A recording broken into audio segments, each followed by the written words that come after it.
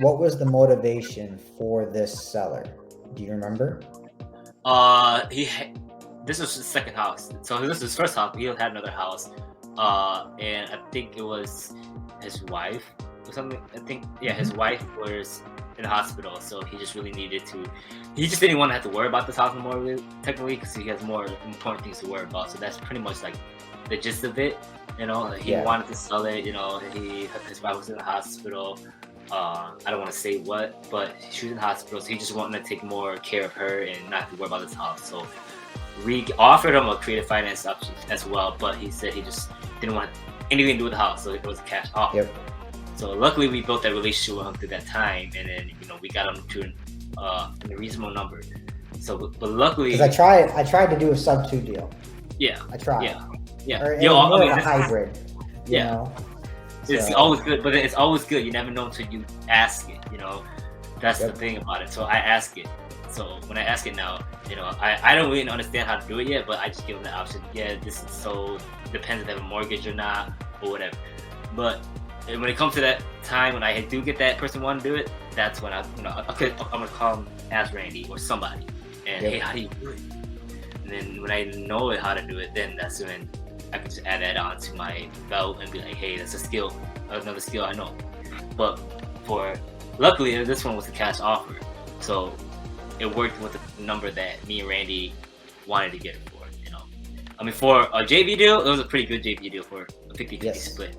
If you really think about it, especially for our first one.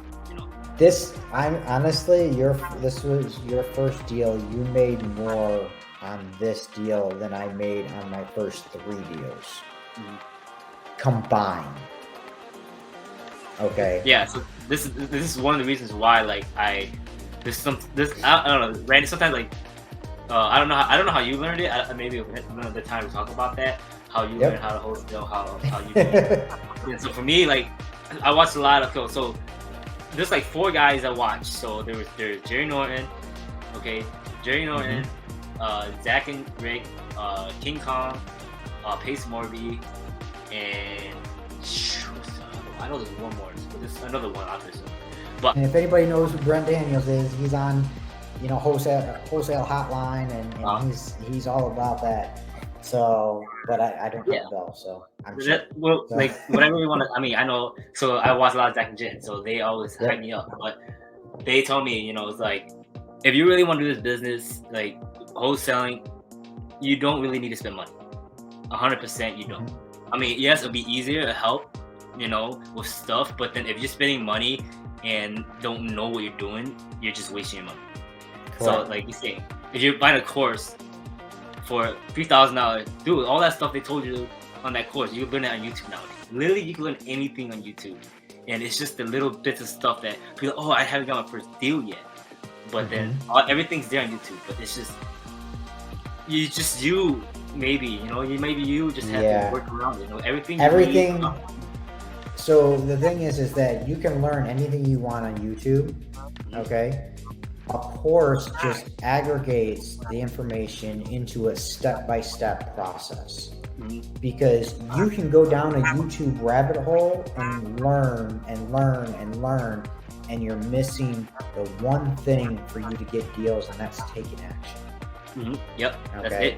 That's it. Now, one step further that I need you to do is this: all those people that you went to and you found on Facebook that those prices were too high, or things that they just didn't fit the formula, is you go back to them now and you follow up with them and see where they're at, and you just keep following up, because most of the time you're gonna get your most profitable deals from the follow-ups. Yeah, it's funny you say that. I did that the other day. I went through my whole Facebook market. Some of them they sold already, so I just went through whatever, and my old Zillow leads that I seen 40 days ago. But those I followed back with them, and there are some sellers, they are just so stuck on their numbers, But it's okay, But I do try to follow up with them as much as I can, So, but it helps, once you get that relation, the rapport with them. But it's just I still have a lot to learn, you know. So whoever's watching Yep. this, I still have a lot to learn. Randy too, I'm pretty sure he does. You know, Oh it's just, yeah. um, yeah, I have a lot of stuff to learn. There's still a lot of stuff that I don't know yet. Hmm. But the fact that like I know more now than I've known before, it just helps a lot. And then, especially getting this deal, it's like, hey, my method worked. You know, whatever I did, it worked. But I just can't remember how to do Hmm. it or copy it. It's copy. You know, it's like in between that, it's just you just gotta fix it. You know, it's like it could be solved. You just gotta figure it out in your own way. This you can get any house under contract. You just gotta figure out how to say it to the sellers Yes. and how to talk and how to get them into that kind of vibe to where they want to talk to you, literally. Most definitely. So, what are your plans in the future, and what did you do with your the money that you got from your first deal? Oh, So so let's start off with what did you do with the money that you got from your first deal first. I didn't want to like. So of course, pay some bills. Of course, you got bills. I mean, you've been out of work for how A lot of long? that went to bills. So I mean, it may seem like it was a lot, but you really think about it, it's not a lot because taxes. So you really think you gotta Yep.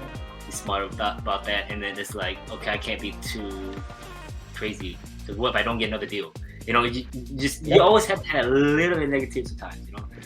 It's just like, but it's just like also like, dude, if I lose this money, I Hmm. might find another thing next week and it makes up for it.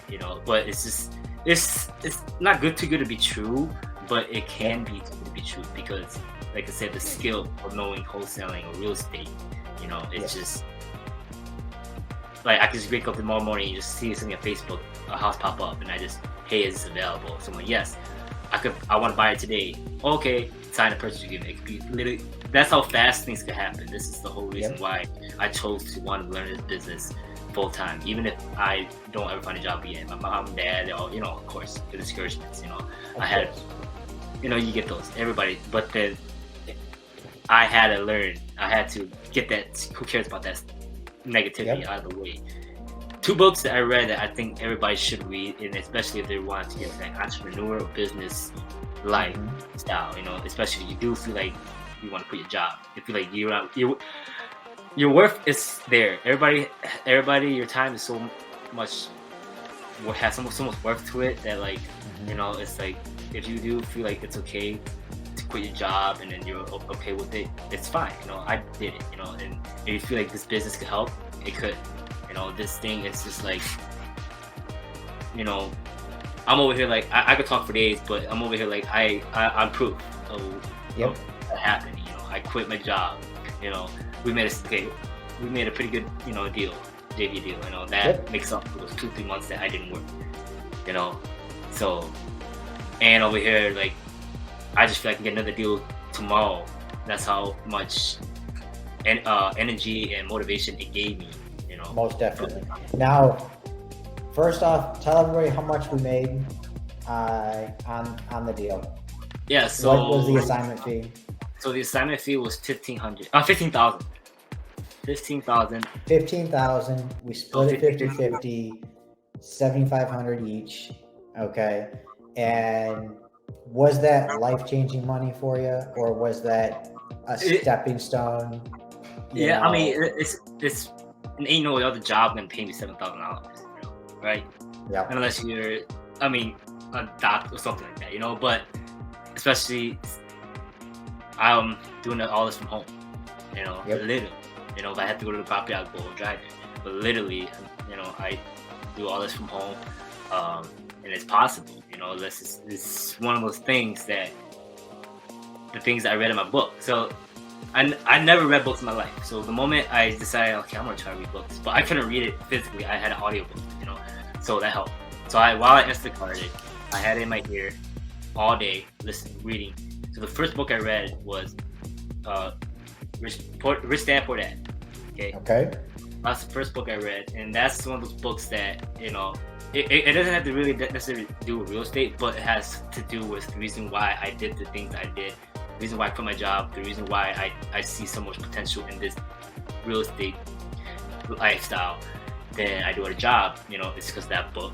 It teaches you a lot of values, a lot of stuff, and not to be afraid of what people say or what you do. You can read that book and you can use it to use it on anything. So with that being said, what is your next steps and what do you plan on doing moving forward? So it's still grind. It's still gonna be a grind. It's not like I'm gonna stop because you get hungrier. Sometimes you get hungrier. You're like, it's like you want more. It's not like it's like greed in a weird way. It's like just two different ways I can explain it. It's like, dude, if I could do it, not one, I could do another one. It's like it is possible. I see people do it on YouTube, where I use YouTube a lot. But you can see people closing 5-10 deals a month, even more, And I'm over here like I'm pretty close, not close, but I'm getting to that point where like I'm able to get leads, at least 2-3 leads a week, at least enough, to where like I might be able to close them, You never know, It comes to that point where like the idea of it is just there, It's I'm just gonna keep going at it because even if I get that one deal a month, it could be bigger than 3 deals I did at a time, So it's just like I'm just gonna keep going it, Like I told myself, I always tell myself, the moment I find a job, I'll go back to a job, That's the moment I give up because I'm over here learning a job, doing something, and being good at that for what, and I can be at home learning this skill, and better and getting a deal done, Yeah. And that would, if for somebody who's just getting started, that is the best thing to do is actually do a driving for dollars. That works too. Yep. Driving for dollars lists work perfect because you can go in there, that there's some sort of distress. Now they may not be open to selling, but you can keep them on your follow-up. And those people might not be in anybody else's list. Yep. Okay, because they may not have any issues. They may not have any tax liens or bankruptcy, or there might not be any foreclosures or anything like that. And they have everything paid. They're just not upkeeping on the house. Okay. Yep. And that's the thing about these, like especially like they're off market too, so you don't have to worry about anybody else like offering or any offer bids or. So for me, these are like public houses that I found that I was able to talk to a seller and get them to accept my offer. So these ones are like technically they're off market for some of our owners, but they have a number that they're already wanting to sell their house. So driving for dollars, go that way. That's there's ways you gotta find the information, get the numbers, and call them. So through that way, some people you do get the people that do say, yeah, I want to sell my house. I thought about it, but then of course you can get the ones that say, don't ever call me. You get those. But don't let those bad ones get to your head because 20 more calls, you might get a deal. So always, you're gonna have probably 99% of the time a lot more negativity than positivity in this business. Just letting a lot of people know. So we had, again, you found these deals on Facebook, correct? Facebook Marketplace. Okay. Now, were they asking a lot of money for them compared to what we closed? Yeah, some do and some don't. And like I said, it depends.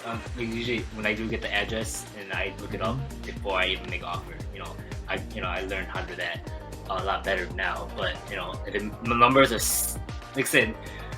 Now I have like a little decent list of buyers that were like, okay, now some buyers that I know they don't mind me bringing the deal to them before I even sign a contract. Some people. So I go to them, hey, is this gonna be a good deal for you? But that's in trust, and you have to trust your buyers. Okay, that's trust. So